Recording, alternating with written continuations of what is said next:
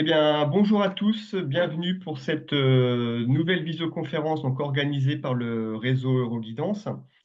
Pour rappel, le réseau Euroguidance, c'est le réseau européen pour l'orientation, hein, donc intégré au programme Erasmus, où on a pour mission de favoriser donc, les bonnes pratiques au niveau de l'orientation en Europe et de favoriser également la mobilité internationale donc, des différents publics, hein, lycéens, étudiants, demandeurs d'emploi, jeunes, etc.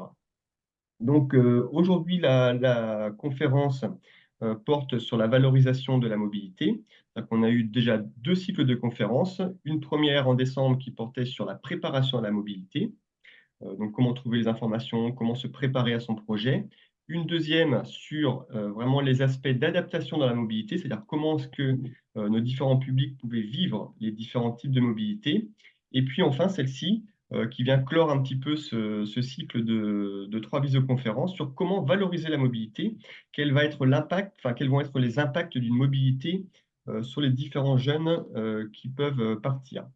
Donc pour ça, on va avoir différents temps dans cette visioconférence. Un premier temps, on va poser un petit peu un cadre un petit peu plus on va dire, théorique, avec dans un premier temps Dorothée Gabanou, donc du réseau Euroguidance Lyon, qui viendra présenter la valorisation, on va dire plutôt institutionnelle, on va dire de l'État sur les diplômes, sur la valorisation des crédits européens, par exemple. Dans un second temps, Isabelle de Kester, donc d'Euroguidance Lille, viendra également compléter cette présentation avec un accent plutôt sur les compétences qui sont développées pendant les mobilités et voir un petit peu comment est-ce qu'on peut les mettre en valeur, comment est-ce qu'on peut les mettre en avant. Et puis, nous aurons ensuite des témoignages de professionnels sur le terrain qui accompagnent des jeunes. Donc, on commencera par Céline Ribaud, professeure en économie et gestion donc, au lycée de Bourg-en-Bresse, notamment dans le BTS Management commercial opérationnel, avec un parcours plus international, donc qui accompagne des jeunes qui partent en stage professionnel et pour voir un petit peu comment est-ce que c'est valorisé, notamment avec la certification Europass. Dans un second temps, nous aurons le plaisir d'avoir avec nous Danuta Rzewuski, donc du LECTA d'Yvetot, donc en Normandie, qui représente le RAID, donc qui est le réseau d'éducation à la citoyenneté et à la solidarité internationale de l'enseignement agricole, qui nous fera le plaisir également de nous parler un petit peu de comment est-ce qu'également, dans leur réseau, est-ce qu'ils valorisent les différents types de mobilité, qui sont également souvent des mobilités vécues lors de stages.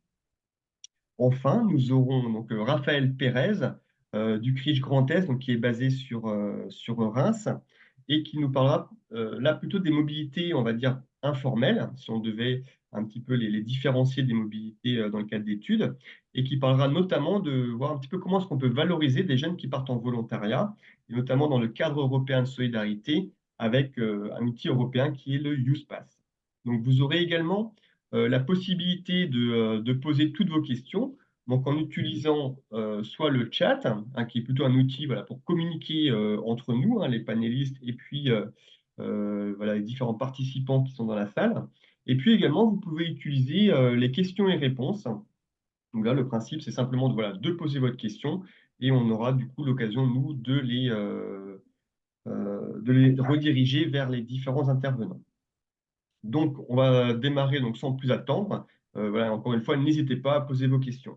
Donc, peut-être avec Dorothée Gabanou, donc, qui va nous présenter la mobilité plutôt institutionnelle et comment est-ce qu'elle est valorisée dans les différents diplômes. Vas-y, à toi, Dorothée. Donc, bonsoir à tous. Merci d'être présents pour cette visioconférence. En fait, moi, je vais introduire le sujet en illustrant comment l'institution reconnaît et valorise la mobilité internationale. Je vais commencer par le supérieur et je vais terminer par le secondaire en vous listant un petit peu des outils qui permettent justement de reconnaître cette mobilité. Dans l'enseignement supérieur, ça fait plus de 30 ans maintenant que l'Europe a développé une échelle européenne des crédits ECTS et un système de transfert et d'accumulation de crédits. Un crédit correspond à un volume d'apprentissage qui est établi sur des résultats d'apprentissage définis et une charge de travail qui y est associée. On peut dire qu'un crédit ECTS représente 30 heures de travail et ce système de crédit en fait transférable a pour objectif de rendre les études plus lisibles et de favoriser en fait la fluidité des parcours d'une université à une autre et d'un pays à une autre, dans la mesure où on reste sur une adéquation de parcours, bien évidemment. Dans le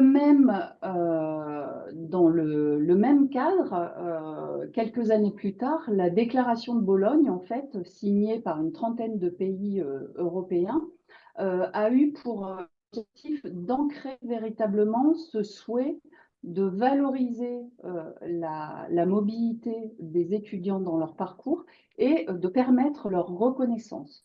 Donc, vous voyez que la déclaration, elle a engagé les pays signataires sur 6 objectifs. Plus de lisibilité et de comparabilité de diplômes, une structuration des études supérieures qui devait tendre à une harmonisation et bien évidemment le recours au système européen de transfert de crédit pour favoriser la reconnaissance des périodes d'études qui auraient été faites à l'étranger avec toujours ce souhait de développer la mobilité chez les étudiants dans leur parcours. Désormais, 48 pays de l'espace européen de l'enseignement supérieur sont signataires en fait de ce système qui s'est adjoint également d'autres outils pour continuer à reconnaître et valoriser la mobilité. Le contrat d'études, par exemple, permet de mettre en regard en fait les cours qu'on aurait eus en tant qu'étudiant français en France avec ceux qui pourraient être dispensés lors d'une mobilité internationale et d'accorder en fait les crédits qui correspondent à ces cours. Donc, à partir du moment où l'étudiant satisfait aux conditions requises, c'est-à-dire passe les évaluations, passe les examens, ce contrat d'études permet d'établir à la fois la qualité de l'enseignement et de visualiser effectivement quelles sont les compétences qui ont été acquises et de les transférer dans le parcours français. Autre, j'allais dire, document qui permet d'avoir plus de lisibilité sur ce qu'on a fait lors d'une mobilité, le supplément au diplôme, dont on peut trouver des modèles sur la plateforme Europass et qui est un document officiel de l'Union européenne, qui peut être joint, excusez-moi, qui peut être joint au diplôme acquis et qui décrit sous un format identique partout en Europe les enseignements suivis, les connaissances et les compétences validées. Donc ce supplément au diplôme vient vraiment achever une lecture plus transparente de ce qu'on a pu faire dans son parcours d'études et pour que ce soit plus lisible dans les différents pays dans lesquels on poursuit justement ces enseignements. Autre structure qui est assez centrale sur justement la reconnaissance et la valorisation de la mobilité, c'est le centre ENIC-NARIC qui permet d'obtenir une attestation de comparabilité de diplôme à partir du moment où on a obtenu son diplôme à l'étranger. Donc ce sont des demandes qui se font en ligne, qui requièrent d'envoyer le diplôme d'origine, une pièce d'identité, parfois une traduction, mais pas forcément. Il y a quelques diplômes qui sont écrits dans les langues phares, on va dire européennes, qui n'ont pas besoin d'être traduits. Et voilà, le centre ENIC-NARIC peut, à partir du moment où il a ces documents, attester de la comparabilité d'un diplôme. Là, je ne pense pas que ce soit très visible, mais j'ai mis l'exemple d'un baccalauréat acquis en Algérie et l'attestation de comparabilité note bien qu'il s'agit d'un diplôme de fin d'études secondaires qui correspond à 12 années d'études secondaires dans ce pays. Donc, qui peut aussi faciliter en fait ou la poursuite d'études ou la recherche d'emploi. Nous sommes dans un contexte de mondialisation et justement dans ce contexte-là, une recommandation en fait a été votée, on va dire relativement récemment, qui préconise que d'ici 2025, les titulaires de diplômes d'États membres de l'Union européenne puissent avoir accès aux études supérieures dans les mêmes conditions que les titulaires de diplômes nationaux, c'est-à-dire vise à inciter les établissements à reconnaître automatiquement en fait les diplômes sans avoir forcément à passer par le centre ENIC-NARIC et demander une attestation de comparabilité. Ça vaut bien pour justement les diplômes qui ont été acquis dans les États membres, bien sûr. J'arrive au secondaire et vous verrez qu'il y a des outils en fait qui ont été éprouvés dans le supérieur, qu'on va retrouver dans le secondaire et qui vont pouvoir être utilisés pour justement valoriser et reconnaître les périodes de mobilité internationale. Un bulletin officiel en fait assez récent d'août 2022 donne une structure à la possibilité pour les élèves de lycée, à partir de la seconde jusqu'à la terminale, mais on verra ça après, de faire reconnaître leur mobilité si tant est qu'elle se soit faite ou dans le cadre du programme Erasmus+, ou avec l'OFAGE. Et là, on est sur un fondement de contrat d'études, c'est pareil, il y a une contractualisation entre l'établissement d'origine et l'établissement d'accueil. Ce contrat d'études va va en tout cas faire apparaître la langue d'enseignement, qui effectivement est en charge du suivi de l'élève, quels sont les champs d'observation et quel va être le support à l'élaboration en fait du rapport de mobilité que va pouvoir faire l'élève, en sachant qu'à partir de la seconde, ce qui a été acquis par exemple par le biais d'évaluation lors d'une mobilité pour un élève, va pouvoir être pris en compte notamment dans les appréciations lors du conseil de classe. Et puis pour les élèves qui partent en première, par exemple, là, ils auront la possibilité, parce qu'ils sont dans le cycle terminal,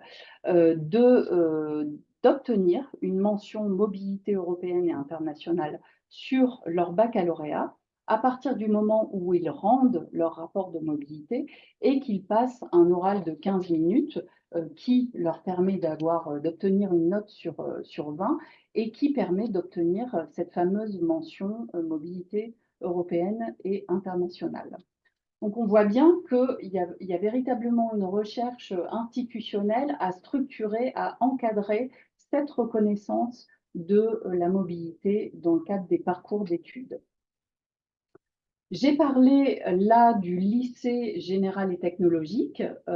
Il existe aussi des valorisations dans le cadre du lycée professionnel.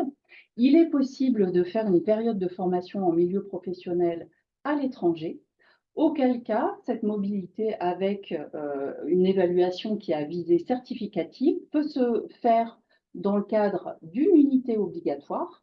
Il va y avoir une convention particulière dans ce cas-là, ou alors dans le cadre d'une unité facultative mobilité. Et puis la mobilité est facilitée aussi pour quelqu'un qui préparerait un diplôme en apprentissage. Des textes récents, en fait, donnent la possibilité d'avoir des mobilités de plus en plus longues, c'est-à-dire jusqu'à une année et jusqu'à la moitié en fait de la période de formation, avec deux possibilités, ou pour l'apprenti d'être mis à disposition de la structure qui va l'accueillir à l'étranger, ou alors de mettre son contrat français en veille pour pouvoir justement profiter de cette mobilité.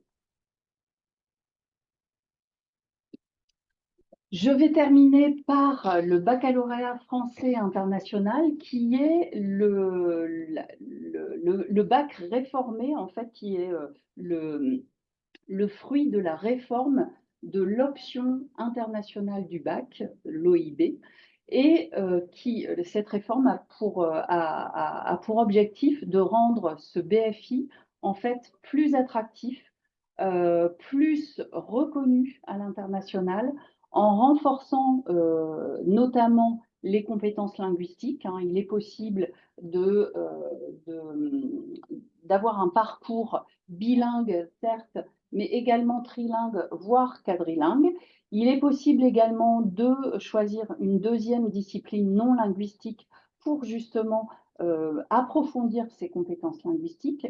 Et puis, par rapport à la reconnaissance à l'international, on a envisagé dans cette réforme un renforcement des enseignements internationaux avec un nouvel enseignement de connaissance du monde et une valorisation de l'engagement de l'élève avec des partenaires à l'international.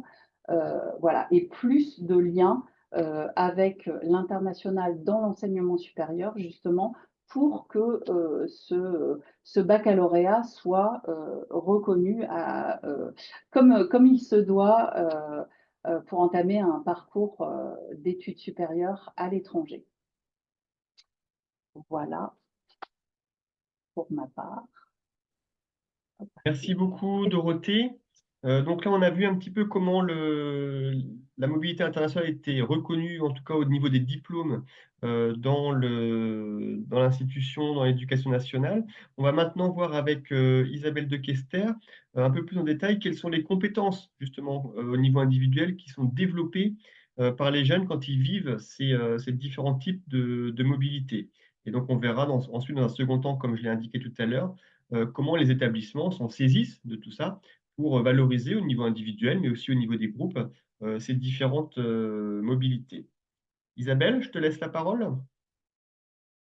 Donc, je vais vous parler sur cette thématique de valoriser la mobilité pour dynamiser les projets, des compétences acquises en mobilité. Donc déjà, savoir sur quelles ressources on peut s'appuyer pour connaître ces compétences acquises. Donc, il y a de nombreuses études, en fait, pour évaluer les effets de la mobilité sur les apprenants. Alors, non seulement les effets, mais aussi les flux, les motivations, les freins à la mobilité. Donc, on a de nombreuses études là-dessus. Donc, on a, par exemple, les services statistiques de l'OCDE et de l'UNESCO qui vont apporter des éléments sur la mobilité dans un format international. On a Campus France, qui est l'organisme qui s'occupe de l'accueil des étudiants étrangers en France, qui fait également des études régulièrement, la dernière ici de juin 2023, sur les chiffres de la mobilité entrante, sortante, internationale ou française ou européenne. On a depuis 2016 l'Observatoire Erasmus+, qui est l'observatoire de l'Agence nationale Erasmus+, qui fait de nombreuses études également, souvent en termes statistiques, qui s'occupe également de publier régulièrement le Journal of International Mobility, donc qui permet d'avoir des articles sur la mobilité, qui va justement mettre en valeur l'impact et les compétences acquises en mobilité. Le think tank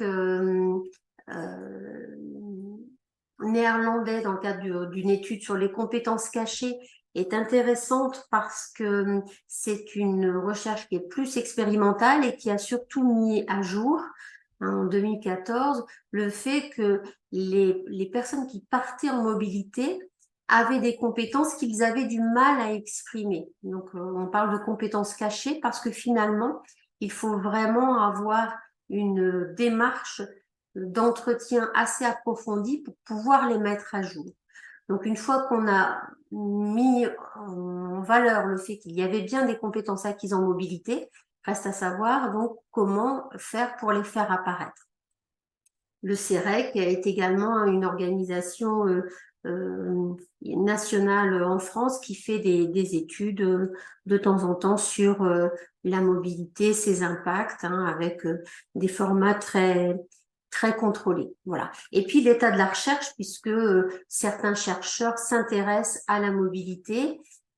Donc là, avec un angle de vue beaucoup plus pointu, avec une méthode expérimentale qui permet d'aller loin. Donc, par exemple, certains auteurs ont parlé de capital mobilité, voire même d'un habitus mobilitaire.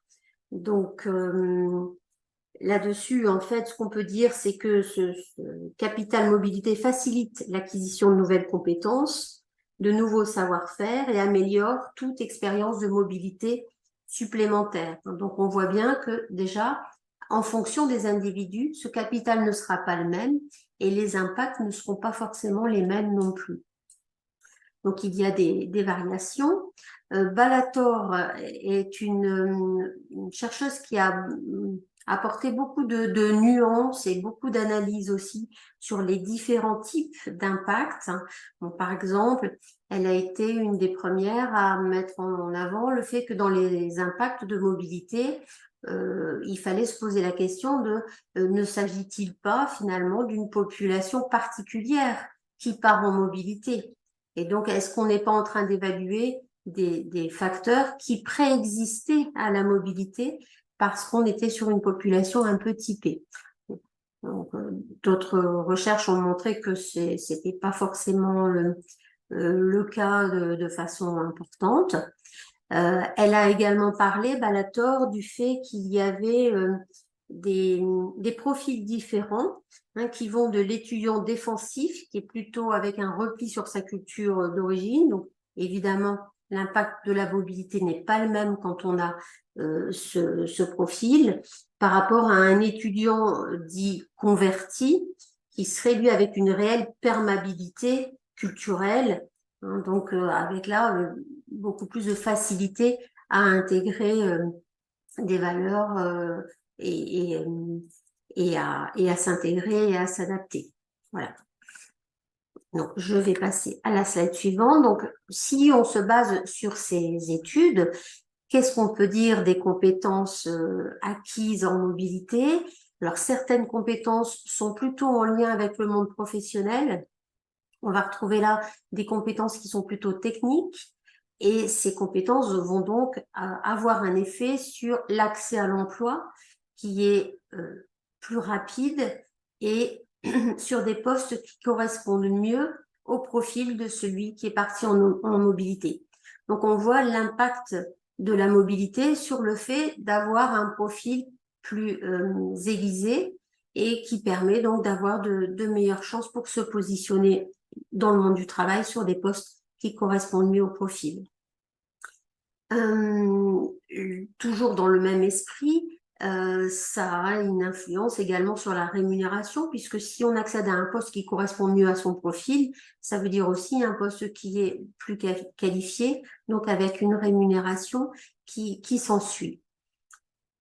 Autre effet de la mobilité, c'est le fait de donner plus d'initiative à celui qui est parti et donc de favoriser le fait d'avoir un esprit d'entrepreneur, donc qui a c'est donc encore une conséquence. Et enfin, pour les publics en dessous du baccalauréat, donc qui sont les moins qualifiés, la mobilité aurait plutôt un effet sur l'envie de reprendre des études pour poursuivre sa qualification.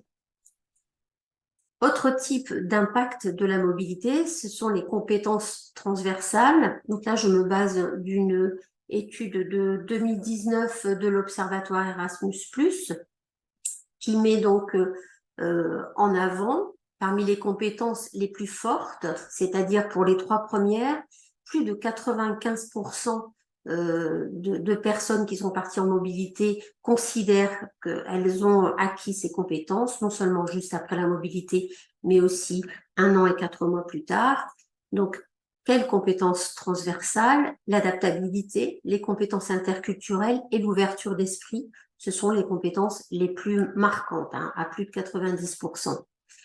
Également, très, très répandue, l'amélioration des compétences linguistiques, qui fait souvent partie aussi de l'objectif de la mobilité, le fait de savoir mieux résoudre des problèmes, voire même des problèmes complexes, avoir un esprit plus tolérant, se sentir appartenir à une citoyenneté, notamment une citoyenneté européenne, pas la vie avec des semblables à l'étranger, la prise de décision qui est facilitée, les compétences analytiques, la créativité et la confiance et la connaissance de ses forces et de ses faiblesses. Donc ces compétences transversales sont des compétences importantes et souvent recherchées lors des entretiens, hein, que ce soit des entretiens de recrutement pour du travail, mais également pour des établissements ou pour des études, par exemple. Et enfin, dernier grand pôle, c'est l'entrepreneuriat, hein, puisqu'on parle là de dynamiser les projets. On peut dire que l'esprit d'entrepreneur est une façon de dynamiser sa vie et son parcours professionnel. Donc, la mobilité a un impact sur le développement du potentiel entrepreneurial, c'est-à-dire sur l'autonomie de la personne, sa confiance en elle-même, la capacité conceptuelle, d'adaptation, d'action et de cognition, sachant que les potentialités d'entrepreneuriat sont constituées des motivations, des aptitudes et des comportements particuliers vers l'entreprise. Alors, ces impacts sur l'esprit d'entrepreneuriat vont être variables en fait selon le type de mobilité, c'est-à-dire qu'ils sont plus forts lorsque la mobilité dure plus de 2 mois. Ils sont plus forts lorsqu'il s'agit d'une mobilité de stage, donc une mobilité de type professionnel, hein, en lien direct avec l'esprit d'entreprise, d'entrepreneuriat. Et puis d'autres déterminants tels que l'âge, c'est-à-dire que les gens plus âgés et plus qualifiés auront plus d'effet sur cet esprit d'entrepreneuriat, et le genre, cette fois-ci, donc sur les potentialités d'entrepreneuriat, ce sont les femmes qui sont les moins avancées.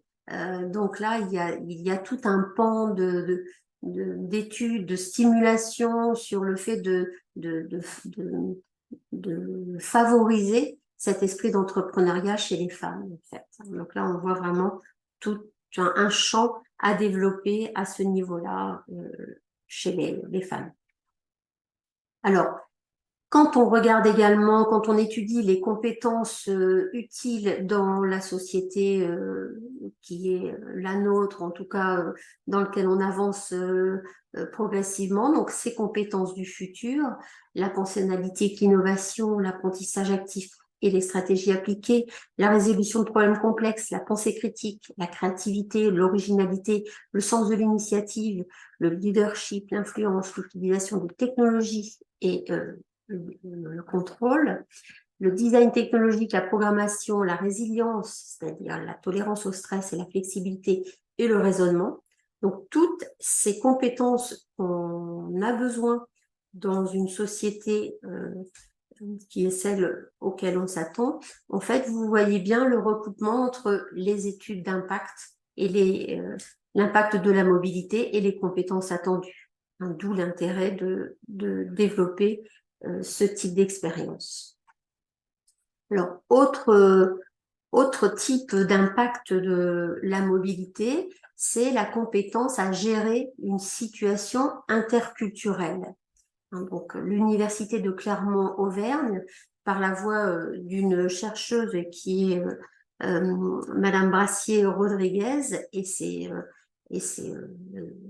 acolytes, vont en fait mener toute une procédure, un processus de reconnaissance des acquis de la mobilité, bon, déjà en préparant les étudiants à la mobilité et en fait en faisant toute une recherche sur l'impact au niveau de la gestion des situations interculturelles pour retenir 5 composantes, comme mener une analyse sur sa propre culture et la culture adverse, communiquer à l'oral, à l'écrit, développer une écoute active, respecter la culture de chacun, développer des interactions approfondies et mener à bien la situation. Sur ces 5 composantes, dans cette université, on a défini 5 niveaux de développement plus ou moins poussés, qui correspondent aussi à des cheminements, c'est-à-dire qu'on ne va pas avoir les mêmes attentes pour un étudiant qui est en première année de licence à l'université par rapport à un étudiant qui est en dernière année de master, par exemple. Et donc, on va former non seulement les équipes d'enseignants, mais plus largement les équipes encadrantes des étudiants à cette démarche. Et on va également initier les étudiants à avoir cette démarche d'analyse sur ces composantes et les niveaux de développement. Donc, l'étudiant va, par exemple, apporter des preuves de sa maîtrise au niveau requis, donc avec une grille qui va pouvoir le suivre. Et donc, il va apporter des preuves de sa maîtrise sur le niveau requis, de façon à ce que l'université puisse lui valider le niveau dans la compétence acquise. Voilà, donc ça, c'est une démarche intéressante pour voir comment valoriser les compétences. Donc finalement, pour valoriser les compétences, puisque des compétences transversales ne sont pas faciles à mettre en évidence, elles ne sont pas faciles à quantifier, il s'agit donc plutôt d'une démarche à mettre en place, donc pour accompagner en amont et sensibiliser avant le départ les étudiants sur les compétences qu'ils pourraient acquérir. Il s'agit d'évaluer le potentiel face à la mobilité, puisque tous les apprenants, je vais dire au sens large, ont un potentiel différent à la base, donc l'impact ne sera pas le même, donc c'est intéressant de l'évaluer. Valoriser les acquis quelque temps après la mobilité par une démarche spécifique, par exemple des ateliers où on va inciter les étudiants dans le cadre d'une animation qui est prévue à mettre à jour leurs compétences acquises. Donc il s'agit en effet de créer, d'adapter, d'utiliser des moyens de reconnaissance lorsqu'ils existent, comme le supplément au diplôme dont parlait Dorothée Gabanou, ou les crédits européens, le CTS, à l'université. Parfois, il peut s'agir d'open badge, c'est par exemple le projet de l'université de Clermont-Auvergne, simplement d'enrichir un CV, donc ça, ce sera plus une démarche de réflexion dans le cadre d'un atelier de groupe, ou bien d'enrichir un profil personnel sur le portail de gestion des compétences et des carrières Europass, par exemple. Voilà, donc en conclusion, un rappel des différentes compétences possibles à acquérir, donc des compétences techniques, en particulier lors des stages, donc des savoir-faire, mais également des connaissances, des savoirs dans le cadre d'une mobilité d'études, des compétences transversales, ce sont celles sur lesquelles je me suis le plus longuement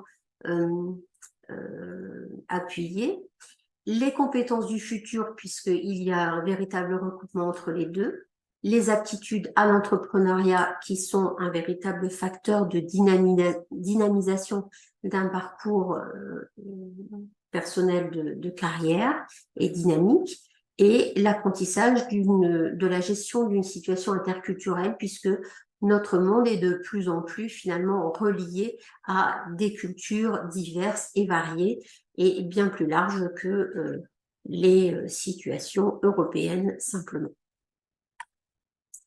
Voilà, je vous remercie. J'arrête le partage.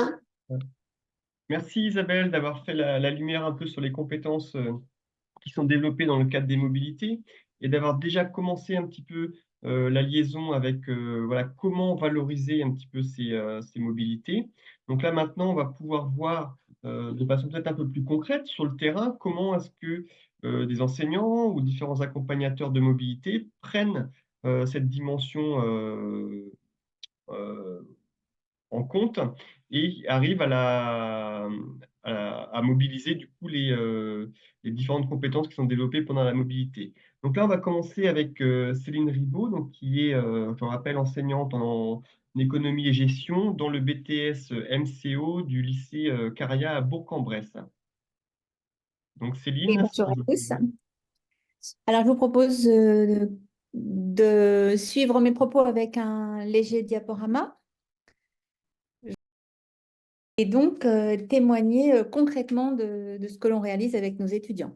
Donc, pour vous resituer, hein, parce que là, je ne représente pas tous les enseignements de BTS, moi, j'enseigne en BTS MCO, donc Management Commercial Opérationnel, ce qui veut dire que nos étudiants partent en stage à l'étranger 2 mois en fin de première année pour travailler dans des boutiques, des magasins. Ça peut être des très grandes boutiques. Voilà, c'est pour voilà, vous situer. Et ce BTS MCO, lorsqu'il a été réformé, eh bien, il a la chance désormais de bénéficier d'une option particulière qui s'appelle Parcours de professionnalisation à l'étranger. Quand une révolution. Moi, avant, j'étais professeure en section européenne et là, ça a ouvert de nouveaux horizons pour nos BTS. Donc, pour vous situer également, par rapport à la page que vous voyez sur le diaporama, il est important de préciser que notre lycée est charté, hein, puisque nous avons décroché la charte pour l'enseignement supérieur, et notre charte s'appelle Avenir Plus. C'est pour ça que j'ai noté lycée charté Avenir Plus. Et je voulais juste préciser que de ce fait, nous appartenons à un consortium Erasmus qui nous facilite les demandes de bourse Erasmus. Voilà, c'est important de le préciser parce que demander une bourse Erasmus, c'est parfois un frein. Donc nous, on a un facteur facilitateur. Et je voulais aussi repréciser que nos étudiants, pour lever le frein financement, ils bénéficient, comme quasiment tous les étudiants des régions en France, d'une bourse régionale de mobilité à l'international. Voilà, donc je voulais vous resituer. Euh, en deuxième point, eh bien, écoutez, je voulais tout simplement vous faire part bien, des types de mobilité que nos étudiants ont réalisés. Donc là, je pense qu'il faut regarder et l'image et la partie de gauche, car les sourires des jeunes filles en disent long, je trouve. Elles, à chaque fois, bon, les groupes qui partent sont vraiment heureux, ravis de partir parce que c'est sortir de leur zone de confort et vraiment partir vers des nouvelles aventures, car généralement, leur zone d'action se situe à leur salle de classe. Donc, comme vous pouvez le voir, les jeunes filles que l'on voit en photo sont parties autant en Irlande pour travailler dans des boutiques de décoration qu'en Belgique pour intégrer le grand magasin Zara qui est réputé pour être immensissime au cœur de Bruxelles. Et nouvellement, on a des étudiants qui décrochent des stages à Malte. Ça, c'est très intéressant parce que c'est quand même une île particulière, tant en termes touristiques que pour pratiquer la langue anglaise. Donc ça, ils apprécient beaucoup. Et on se rend compte que finalement, les entreprises, donc des commerçants, jouent le jeu et les acceptent volontiers. Donc ça, c'est un point très positif. Et on voit aussi qu'une jeune fille a tenté Amsterdam. Alors, elle avait très, très peur d'y partir parce que le frein de la langue est toujours présent, bien évidemment. Et elle s'est rendue compte que partir sur Amsterdam, c'était en fait réaliser un rêve d'être autonome, de pouvoir parler anglais, se débrouiller par elle-même. Et ça a été une vraie réussite. Alors j'en profite pour dire que pour lever les freins qui ont été évoqués à partir à l'étranger, moi j'ai remarqué qu'ils n'hésitent pas à partir à plusieurs. Et ils font même des colocations parfois sur place ou pas.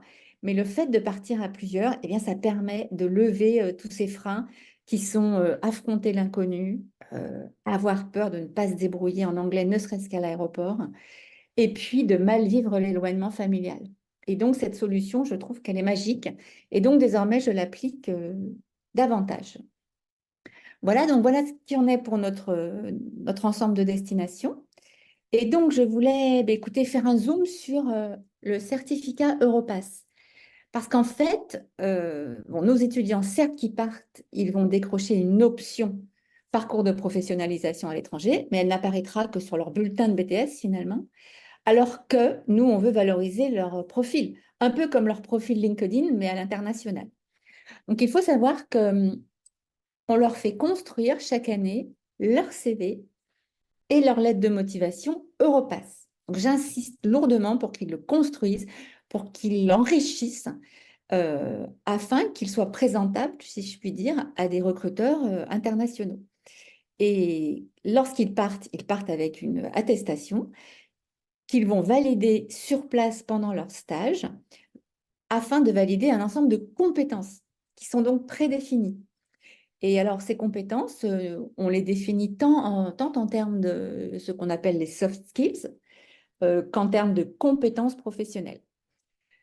Donc, quand même, pour reparler de ce certificat, une fois qu'ils reviennent avec ce certificat signé, j'insiste pour qu'ils le mettent en ligne, donc dans la rubrique certification d'Europass, et je leur explique qu'en fait, avec ceci, eh bien, ils ont une vitrine internationale, mondiale, s'ils le souhaitent, pour se présenter.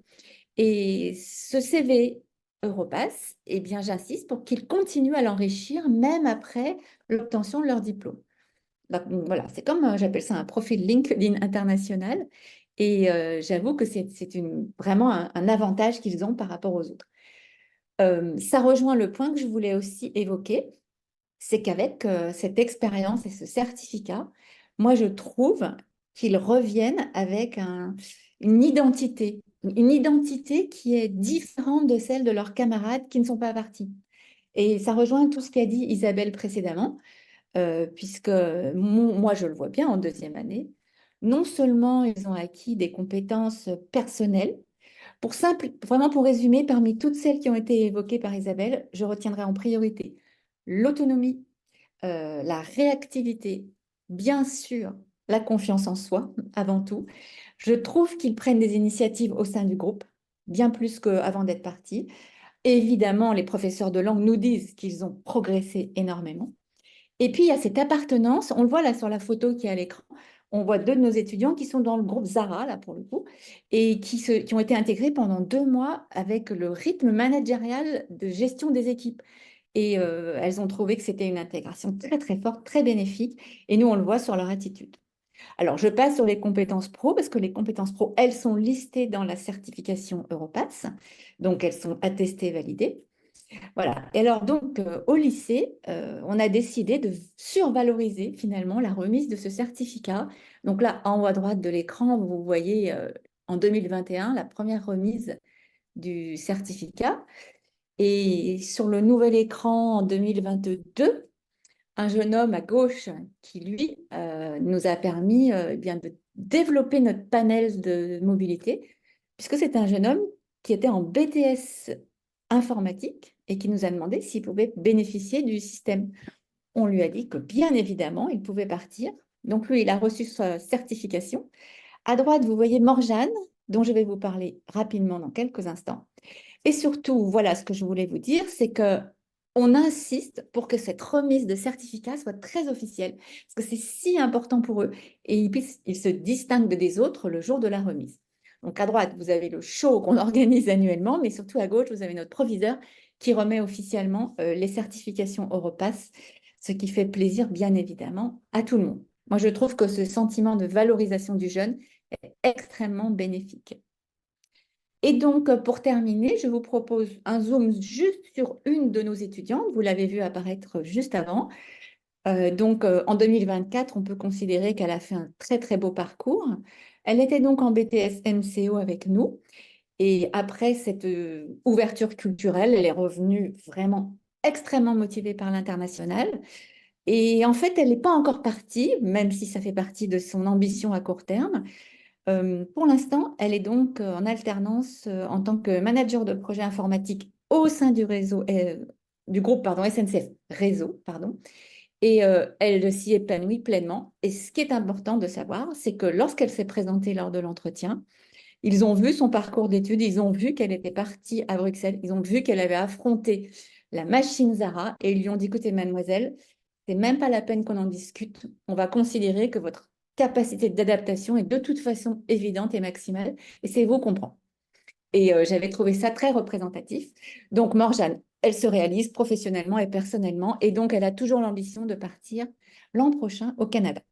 Voilà, j'ai d'autres exemples à vous proposer, en particulier sur Malte, une jeune fille qui réalise par exemple un bachelor marketing et qui, grâce à sa mobilité, eh bien, est en alternance maintenant et alterne entre des temps sur Malte et des temps en télétravail, ce que je trouve particulièrement bien adapté. Voilà, bah écoutez, j'espère que ça vous aura donné envie à ceux qui nous écoutent de faire partir vos étudiants, par exemple. Merci beaucoup, Céline. Oui, c'était très instructif et de montrer un petit peu voilà, à la fois les compétences que les différents stagiaires ont pu développer et puis voir comment vous les mettez aussi en valeur, à la fois au niveau individuel, mais aussi au niveau du collectif. C'est vraiment très, très intéressant. Voilà, puis au passage, on reconnaît Morjane qui avait déjà témoigné lors d'une visioconférence qu'on avait fait sur le lancement d'une nouvelle Europass. Donc, on est content de voir aussi le parcours qu'elle a effectué depuis. C'est vraiment très intéressant.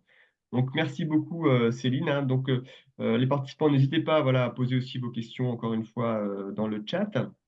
Mais on va passer maintenant avec Danuta Rzewuski, donc du réseau d'éducation à la citoyenneté et à la solidarité internationale de l'enseignement agricole, qui a différentes approches, dont une approche axée peut-être un peu plus sur l'entrée avec les émotions. Donc là, peut-être, Danuta, vous allez pouvoir voilà, nous expliquer un petit peu voilà, comment est-ce que vous mettez en valeur un petit peu les compétences développées dans la mobilité et comment vous essayez de les valoriser. D'accord, très bien. Bon ben, alors moi j'ai pas prévu de PowerPoint, mais je vais vous montrer simplement quelques éléments. Alors je sais pas si vous le voyez là.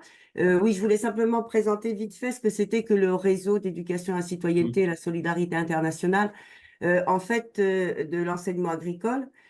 Est-ce que je sais pas, est-ce que vous m'entendez? Parce que j'ai l'impression vous êtes Oui, tout le monde est un peu figé là. Je sais pas. on vous entend très bien, oui. Bon, d'accord. Et on Donc, voit votre écran. bon, ok. Donc, je voulais vous présenter un petit peu ce que c'était que le réseau. C'est un réseau qui a été créé déjà il y a une vingtaine d'années. Et au départ, il était vraiment né dans l'idée d'appuyer les équipes pédagogiques qui organisaient justement des mobilités internationales. Et petit à petit, en fait, on a travaillé davantage sur l'ensemble de l'accompagnement à l'éducation à la citoyenneté, la solidarité internationale, donc qui peuvent se faire aussi ici. Mais donc là, aujourd'hui, on parle plutôt de la valorisation des mobilités internationales. Et donc, vous avez déjà présenté pas mal de choses. Donc, moi, je voulais simplement vous montrer un petit peu, nous, comment on essayait de valoriser cette mobilité en entrant par le biais plutôt des, est-ce que vous voyez mon écran là qui a changé? Mon partage d'écran a changé ou pas? Alors, je ne vois pas qu'il a changé, non. On Ah oui, voit. mince, il y a un petit problème. Bon. En fait, ce que j'essaye d'expliquer dès le début aux jeunes, c'est que l'apprentissage se fait de différentes façons. Qu'on apprend tout au long de la vie de différentes façons, qu'il y a un apprentissage qui est formel, et donc c'est celui qui a des objectifs bien définis, avec des règles bien définies, dans un cadre très défini, et qui est donc très souvent qui est sanctionné par un diplôme ou quelque chose comme ça. Donc ça, c'est l'enseignement qu'on reçoit et l'apprentissage donc qu'on reçoit surtout au sein donc de l'école ou de l'université, enfin dans le cadre des études.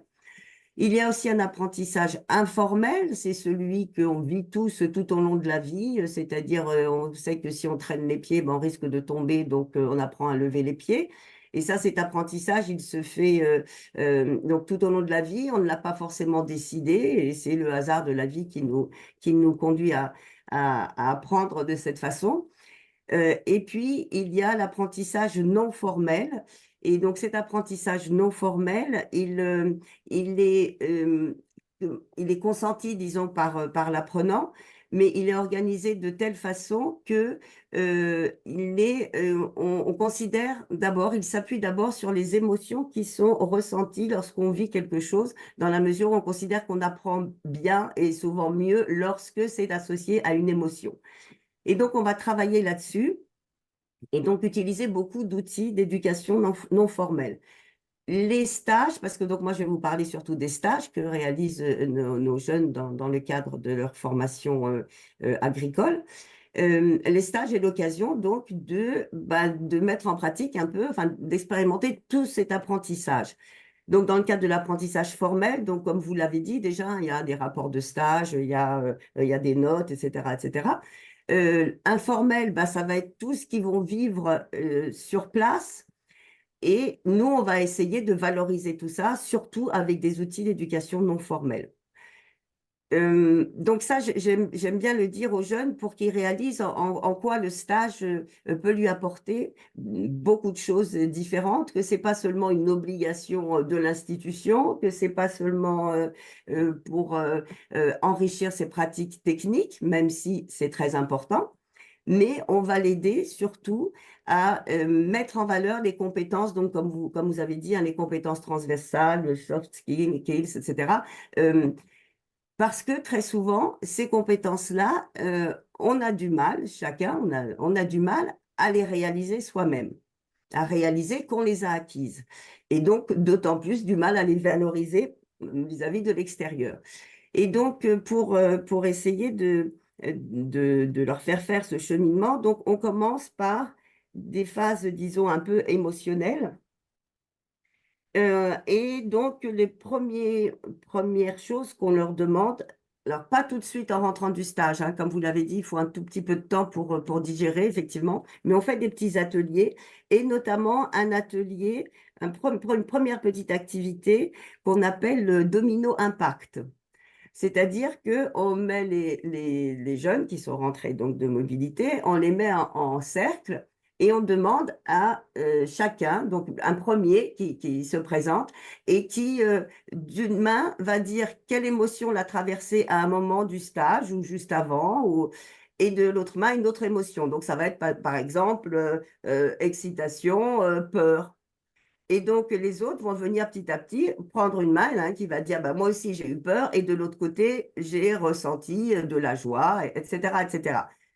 Ce premier, alors c'est un petit icebreaker, enfin, c'est vraiment une petite activité, mais ça permet déjà de partager le fait que, oui, c'est pas ridicule d'avoir eu peur, ou c'est pas ridicule d'avoir ressenti telle et telle émotion, et on a tous ressenti des émotions un petit peu, finalement, assez similaires. Ensuite, un deuxième atelier qu'on fait aussi souvent.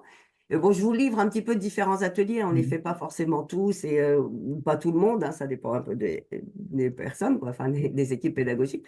Un autre atelier qu'on aime bien souvent, qu'on appelle le souk au souvenir. Et donc là, on demande, en amont, on demande aux jeunes d'amener un objet quelconque qui symbolise pour lui le stage qu'il a vécu ou la mobilité internationale qu'il a vécue.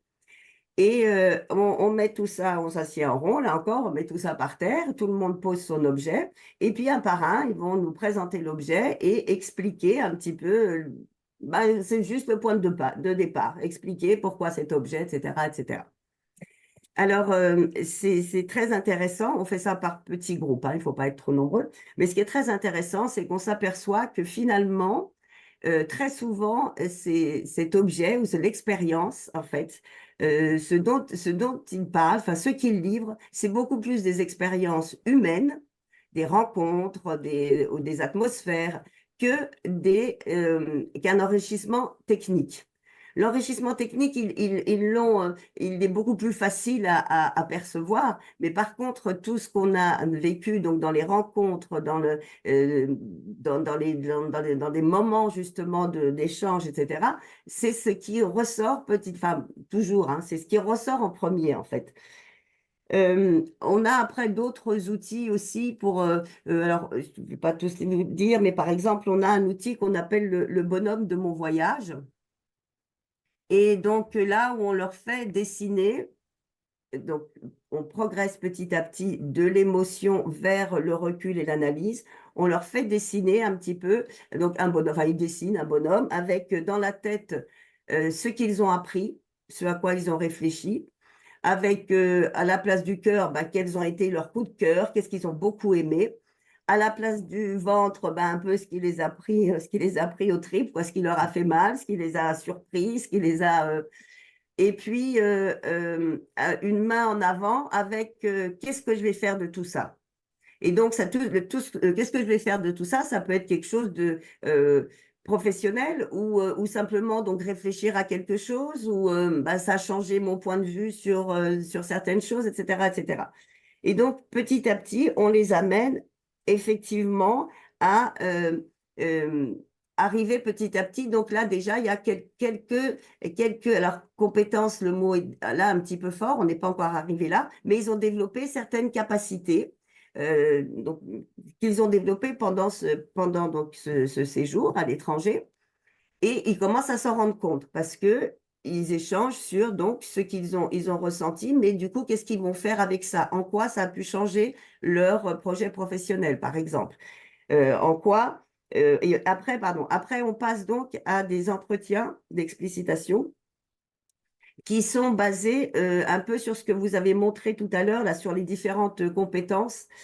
Mais pour les faire s'exprimer, on les fait faire un entretien à deux en listant bien les différentes situations dans lesquelles ils se sont trouvés. C'est-à-dire que très souvent, on pense qu'ils ont monté en compétences pendant le stage. Mais en fait, très souvent, dès avant, ils ont commencé à développer des choses qu'ils n'avaient pas l'habitude de faire. Trouver le lieu de stage, prendre contact, écrire un CV, écrire éventuellement un CV en anglais ou dans une autre langue.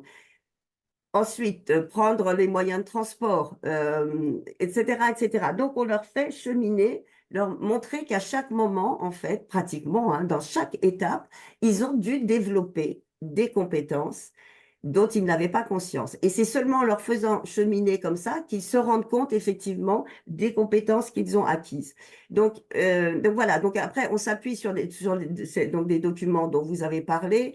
On s'appuie aussi sur il y a un programme qui s'appelait Aki qui a été fait dans les cadres, c'est allemand, qui a été fait dans le cadre, oui, de vos, donc je vois vous chez la tête, oui, d'Erasmus, qui ont aussi développé donc on s'appuie sur d'autres documents, sur des documents un peu partout.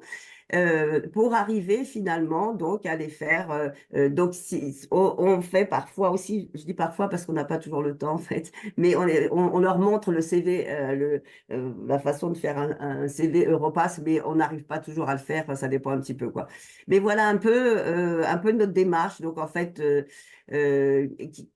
qui s'appuie sur tout ce que vous avez dit là dans ce qui est plus académique, disons, mais donc on essaye de leur faire vivre un petit peu en entrant par le biais un peu des émotions, quoi. D'accord. Voilà. Merci beaucoup. Donc, on voit à travers votre discours toute l'importance d'accompagner les jeunes, bien sûr, dès l'avant la mobilité, pendant, mais surtout aussi au retour pour qu'ils puissent aussi Oui. s'exprimer, analyser, mieux comprendre toutes les compétences qu'ils auront pu développer. Pour ça, vous avez développé un certain nombre d'outils. Là, je vois sur la page de votre site, boîte à outils du RAID en ligne. Oui. Est-ce que c'est accessible Ah, aux tout à fait, tout à fait. professionnels Oui, du oui, il y a jeu? plein d'outils différents, d'outils d'éducation à la citoyenneté et solidarité internationale. Il faut juste taper red.educagri.fr et puis vous avez accès à tout, oui. Et après, on peut se nourrir un petit peu des différentes… Voilà, vous pouvez regarder. Vous pouvez nous envoyer des trucs aussi pour l'enrichir parce que l'idée, Oui, c'est de partager le plus possible. d'accord, oui. Le Voilà, message est entendu. Oui. voilà. Très bien, bah, merci beaucoup Merci à vous. Danuta. Et donc là, donc on va aller tout doucement vers justement la mobilité plutôt informelle avec Raphaël Pérez qui va représenter le CRIJ Grand Est avec le volontariat du Corps européen de solidarité pour voir justement vous comment vous mettez en avant les compétences qui sont développées et quels types de compétences également sont développées pendant ce type de mobilité. Tout à fait. Bonsoir, Raphaël? bonsoir à tout le monde. Alors, je vais. Ah oui. Voilà, donc moi, je vais vous parler du Youth Pass qui est en fait, contrairement à peut-être tout ce qu'on a évoqué avant, enfin, c'est une façon de valoriser son expérience, ses compétences qu'on a acquises à l'étranger, mais lors d'une expérience de mobilité qui s'est faite en dehors de tout cadre éducatif, en dehors de l'école. Pour faire simple, ça existe depuis très longtemps, hein, et donc moi, alors peut-être pour vous préciser un peu le contexte, donc moi je travaille au Centre Information Jeunesse Grand Est, ou Info Jeune Grand Est, c'est la même chose. Dans chaque centre d'information jeunesse français, il y en a une vingtaine en France, hein, un par région, on trouve un référent de mobilité internationale qui correspond au réseau Eurodesk, donc je suis moi le représentant pour le Grand Est.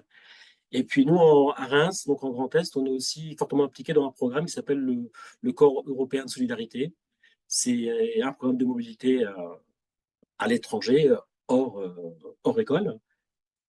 Le Youth Pass, c'est un certificat en fait qui permet de valoriser des expériences qu'on a pour des jeunes qui ont participé à certains programmes de mobilité. Pas, par exemple, pas pour un Erasmus études ni un Erasmus stage, mais il y a quelques programmes développés par l'Union européenne qui sont concernés, entre autres des jeunes qui participent à un échange de jeunes Erasmus+, peuvent faire une demande de Youth Pass. Des animateurs de jeunesse qui font une mobilité en Europe peuvent aussi le faire. Mais moi, je l'utilisais essentiellement dans le cadre de ce qu'on appelle le CES, du Corps européen de solidarité. Donc, pour des jeunes, c'est quoi le CES en quelques mots? Très simple, c'est un programme qui permet à des jeunes de partir dans un pays européen, travailler en fait dans une association. Pendant une assez longue durée, souvent, hein, c'est entre 2 mois et 12 mois, de 2 à 12 mois, pour des jeunes qui ont moins de 30 ans et plus de 18 ans. On peut le faire à n'importe quel moment, il n'y a pas de condition de diplôme, il n'y a pas de condition linguistique trop méchante non plus. Et puis, on travaille dans une association sur des missions très variées. Il y a des points communs avec le service civique français. Hein. Ça peut être des projets dans le domaine social, éducatif, lié à l'environnement, le sport, la culture. Et ça se fait toujours, donc, soit après, on peut le faire après le bac. Il y a des jeunes bacheliers qui veulent faire une césure, qui se disent, tiens, j'ai envie de faire quelque chose d'intéressant dans un autre pays. On peut le faire après son diplôme, après son master, peu importe. Voilà, ça, c'est un petit peu des éléments de contexte. Alors, ce Youth Pass, qu'est-ce que c'est? En fait, c'est un certificat, c'est très simple, qui se fait en ligne. Donc, il y a une plateforme européenne comme pour l'Europass qu'on évoquait auparavant, hein, une plateforme européenne qui permet de générer Je vous montrerai un exemple après très, très concret. Alors, je ne suis pas non plus le grand maître du Youth Pass. Moi, je présente vraiment la façon dont je l'utilise, pas au quotidien, mais vraiment très régulièrement. Il y a des dizaines de jeunes qui viennent faire du volontariat européen. Et donc, c'est toujours réalisé à l'origine par l'association qui va accueillir un volontaire européen. Ce n'est pas le jeune qui en est à l'initiative, mais ça doit être fait systématiquement pour tout jeune qui part. Donc, moi, je le fais pour les jeunes qui sont accueillis en France, enfin dans la région. Et les jeunes que l'on fait partir dans des pays européens, c'est leur association d'accueil qui va le générer. C'est une plateforme très simple, il suffit d'un mail et d'un mot de passe. Hein, je vous ai mis le nom du site concerné ici. Il suffit d'un mail et d'un mot de passe pour créer son compte. Et l'idée, c'est que ça se fait en deux parties. Faire simple. Alors, j'ai pris quelques raccourcis par rapport peut-être aux puristes du Youth Pass, mais c'est un certificat qui va se créer en deux parties. Moi, dans un premier temps, j'ai pris l'exemple d'une jeune qu'on a accueillie l'an passé, une jeune albanaise, qui travaillait chez nous au Centre Information Jeunesse. Le titre de sa mission, on a appelé Informer sur l'Europe. Très simple. Des fois, on fait des titres un peu plus élaborés, mais là, j'ai pris un exemple très. Et dans un premier temps, moi, je vais créer un petit peu la première partie de son certificat, de son diplôme. Je vais avoir à rentrer des informations sur la concernant, son nom, sa date de naissance, son pays d'origine, le nom de sa mission, combien de temps a duré sa mission, où est-ce que s'est déroulée sa mission, en quoi consistait quelle est la structure qu'elle accueillait, un peu la mission générale de la structure qu'elle accueille, et surtout quelle tâche elle a dû réaliser. Très concrètement, ça prend cette forme-là. Donc moi, c'est l'information que rend toujours l'association qui accueille le volontaire. Voilà, on trouve son nom, son prénom, la période. Ça. Alors esthétiquement parlant, c'est pas fantastique, mais ça va. Ça peut avoir un document très, très simple, avec déjà une première partie. Là, on pourrait faire mieux. Donc l'association, le CRIJ, le projet qu'on a proposé et surtout quelle tâche elle a réalisée. Donc c'est très résumé. On a résumé une petite année de volontariat en quelques lignes, signée par le responsable de la structure. Donc ça, c'est une première étape que l'on fait. Et ensuite, on passe la main à la volontaire. Alors, elle peut le faire dès le début de son. Parfois, ils peuvent commencer à remplir des choses dès le début de leur volontariat. Souvent, ça se fait. Alors, oui, dans quelle langue? ça se fait dans la langue que voudra utiliser, pour lequel voudra l'utiliser le volontaire. Parfois, il veut l'utiliser dans son pays où il retourne. Souvent, il veut l'utiliser pour d'autres candidatures internationales. Donc, ça peut être en anglais, ça peut être. Il n'y a pas toutes les langues encore. Il n'y a pas les 24 langues de l'Union actuellement concernées, mais une petite dizaine de langues. La plupart le font en anglais. Les Français qui reviennent en France, ils essaient aussi de le faire en français parce qu'ils vont l'utiliser après en France lorsqu'ils vont candidater à des écoles ou auprès d'entreprises. Et puis, ce qui est intéressant, c'est qu'en fait, donc la partie que va remplir ce jeune est constituée de 8 thématiques, 8 compétences clés, en fait. Les 8 compétences clés qu'on peut acquérir lorsqu'on vit une expérience un petit peu de mobilité qui n'est pas scolaire ni éducative, qui est dans le cadre d'une mission de volontariat. Et c'est intéressant parce qu'en fait, ça permet, c'est pas toujours évident pour des jeunes de mettre des mots sur ce qu'on a appris à partir de tâches, de missions qu'on a réalisées. Et ça, en fait, ça le permet. Moi, je trouve que c'est assez pratique. Alors, il y a 8 compétences qui sont indiquées. On n'est pas obligé de remplir des choses pour les 8 compétences, mais il y a des compétences numériques. Là, je ne les cite pas toutes. Des compétences linguistiques, des compétences entrepreneuriales. Alors, c'est plus sur comment monter un projet ou comment passer de l'idée d'un projet aux actes, hein. Des compétences un peu civiques, des compétences, alors pas forcément mathématiques, mais un peu de, de réflexion, de logique, hein, qu'on peut développer lorsqu'on organise un projet. Donc, il y a 8 thématiques, 8 compétences. Et en fait, sur chaque, là, je vous ai mis quelques exemples. L'idée, c'est que les jeunes, toujours accompagnés du tuteur ou la tutrice, pour les compétences qu'elle a identifiées fortes pour elle, les choses qu'elle a acquises, puissent mettre un petit peu écrire, mince, pardon, reprennent les missions qu'elle a réalisées.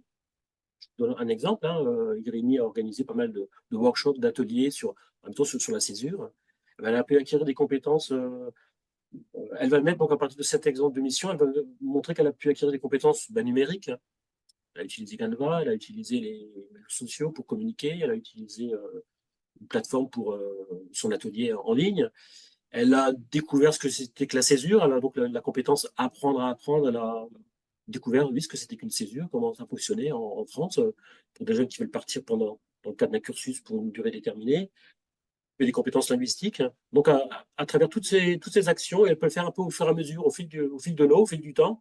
Lorsqu'elle organise un projet, elle va identifier à quelles compétences elle a fait appel. Et puis, son tuteur, l'idée, c'est aussi de lui donner des mots sur ces fameuses compétences. Voilà, donc c'est très simple. Alors, celui-ci, Irini était un peu bavarde, hein. Elle a mis beaucoup de choses, mais ça peut être très simple. On peut avoir un petit document recto verso avec un cadre et derrière des compétences un peu, on en a parlé beaucoup, hein, précédemment, des compétences transversales qui émergent à partir d'exemples de missions réalisées pendant plusieurs mois de volontariat. Voilà, je suis un peu rapide, mais. Et donc, tous les volontaires ont obligatoirement un Youth Pass. Et c'est un petit document aussi très, très pratique qui permet vraiment de mettre des mots qu'on n'arrive pas forcément. Beaucoup de jeunes, on l'a vu un peu entre nous, n'arrivent pas forcément à mettre des mots sur ce qu'on apprend pendant une mobilité un peu de bénévolat ou de volontariat. C'est quelque chose de très pratique, pas très lourd à mettre, assez facile à mettre en œuvre, très souple, hein, et, et puis officiel. C'est un document donc, fait par l'Union européenne, par les services qui s'occupent du programme Erasmus+. Voilà, j'en ai terminé. Merci Raphaël, c'est une très bonne présentation et ça nous montre bien de façon concrète voilà, un exemple d'outil pour mettre en avant les compétences. Et ce que je retiens aussi de ta présentation et celle d'Anouta avant, c'est, vous l'avez dit tous les deux, c'est que les jeunes ont des fois du mal, et puis nous aussi en tant qu'individus, à définir un peu les compétences qu'on a développées. Et on le voit très bien ici qu'il y a besoin d'un accompagnement pour justement arriver à définir un petit peu toutes ces compétences, arriver à les valoriser. Après, quand c'est avec un document officiel, eh ben, c'est encore mieux parce que ça permet d'aller plus loin et de le faire valoir après auprès soit de formation ou auprès d'employeurs. Mais ce qu'on voit, c'est que déjà au niveau personnel, je pense que ça fait un grand pas parce que ça permet de mieux comprendre justement tout ce que l'on a pu développer. On le voit dans le USPAS, un document qui semble pouvoir être assez complet, un peu comme pourrait l'être l'Europass. Donc, il peut être simplement, dans un premier temps, un outil voilà, pour travailler justement sur ces compétences. Et on peut s'en servir après, peut-être sous forme peut-être plus synthétique ou plus résumée, pour transmettre justement ces compétences à des personnes tierces lors de formation ou pour l'insertion dans l'emploi, par exemple. Donc, je vous remercie tous. Donc là, on arrive un petit peu à la fin de cette visioconférence, hein. Je vous remercie tous d'avoir participé. Donc, on a bien vu voilà, que la mobilité, à travers tous vos témoignages, ça développait vraiment beaucoup de compétences, mais que ces compétences-là, bah, il fallait les mettre, il fallait déjà les définir pour soi, mais également pour les autres, c'est-à-dire arriver à les mettre bien en avant. Et pour ça, il existe différents types d'outils, que ce soit par le certificat Europass, hein, qu'on a vu dans les BTS. On a vu différents types d'ateliers dans le monde du ministère de l'Agriculture. On le voit avec le Youth Pass ici, en ce qui concerne la mobilité informelle du Corps européen de solidarité. Donc, on voit quand même qu'il y a quand même beaucoup de réflexions qui sont là pour valoriser les différents types de mobilité. Donc, s'il n'y a pas d'autres questions dans le chat ou dans les questions et réponses, je vais tous vous remercier d'avoir participé à cette visioconférence et qui sera également disponible, je pense, dans quelques jours voilà, sur notre chaîne YouTube. Après, voilà, un petit montage rapide.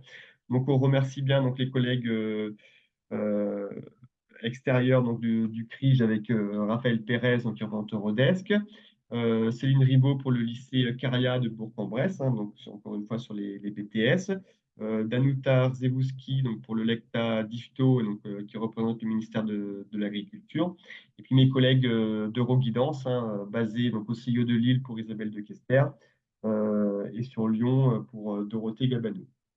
Donc voilà, je vous souhaite à tous une très bonne soirée et je vous remercie encore une fois d'avoir participé à cette visioconférence et de faire tout ce que vous faites avec tout votre enthousiasme et votre énergie voilà, auprès des jeunes que vous accompagnez. Merci. Yvan, Au revoir. Voilà, merci à vous. Bonne soirée. au revoir.